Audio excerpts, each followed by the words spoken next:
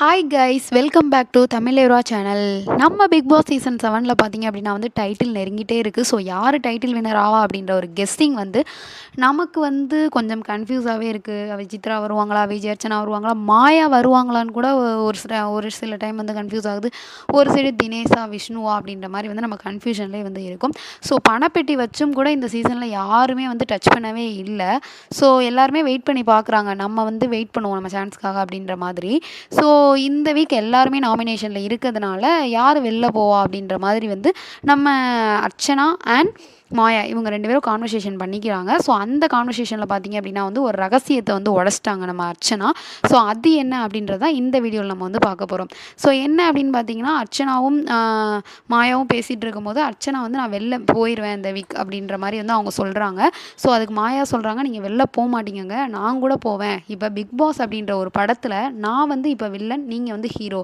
So எப்போதுமே மக்கள் வந்து ஹீரோவை அடிக்க ட்ரை பண்ண மாட்டாங்க, வில்லனை அடிக்க தான் வந்து ட்ரை பண்ணுவாங்க. பட் எனக்கு ஓகே தான், இதனால் நான் எதுவும் வந்து என்ன அப்படின்னா வந்து கஷ்டம்லாம் படலை, நான் வில்லனாக இருக்கனே அப்படின்ற மாதிரி கஷ்டப்படவே இல்லை அப்படின்ற மாதிரி சொன்னப்போ, நீங்களும் வெளியில் போக மாட்டீங்கங்க, ஏன்னா வந்து மாயா தான் இந்த பிக் பாஸ் சீசனே வந்து இன்ட்ரெஸ்டிங்காக கொண்டு போகிறதுன்னு எனக்கு தெரிஞ்ச சிலரே வந்து நான் வெளில இருக்கும்போது, ஏன்னா இவங்க வைல்ட் கார்டு தானே உள்ளே வந்தாங்க.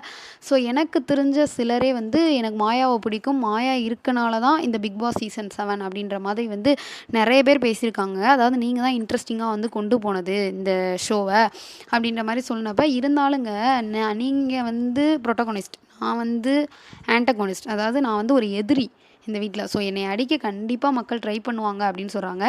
பட் வந்து இவங்க அர்ச்சனா சொல்கிற மாதிரி பார்த்தா நிறைய பேர் வந்து மாயாவுக்கு சப்போர்ட் பண்ணுறாங்க. ஏன் அப்படின்னா, மாயா இல்லைனா இந்த ஷோவில், அதாவது பிக் பாஸ் சீசன் 7ல் சுவாரஸ்யமே இல்லை அப்படின்னு தான் வந்து சொல்லலாம். ஸோ மாயாவுக்கு அந்த விதத்தில் பார்த்தீங்க அப்படின்னா வந்து நிறைய பேர் நம்ம முன்னாடி சீசனில் கண்டஸ்டண்டாக இருந்த பாபு பாத்திமா அப்படின்ற மாதிரி நிறைய பேர் வந்து மாயாவுக்கு வந்து சப்போர்ட் பண்ணிட்டு வராங்க. இப்போ பார்த்தீங்க அப்படின்னா வந்து எல்லாருமே ரொம்ப போரிங்கான கண்டஸ்டன்ஸாக இருக்கனால மாயா மேக் இன்ட்ரெஸ்டிங், அதாவது என்டர்டெய்னர் எல்லாமே, அதாவது எவ்வளோ தூக்கி அடித்தாலும் அவள் வந்து தாங்குறா, அவ்வளோ ஸ்ட்ராங்கான ஒரு பிளேயர் அப்படின்ற மாதிரி பயங்கர சப்போர்ட் அதிகமாகிட்டுருக்கு.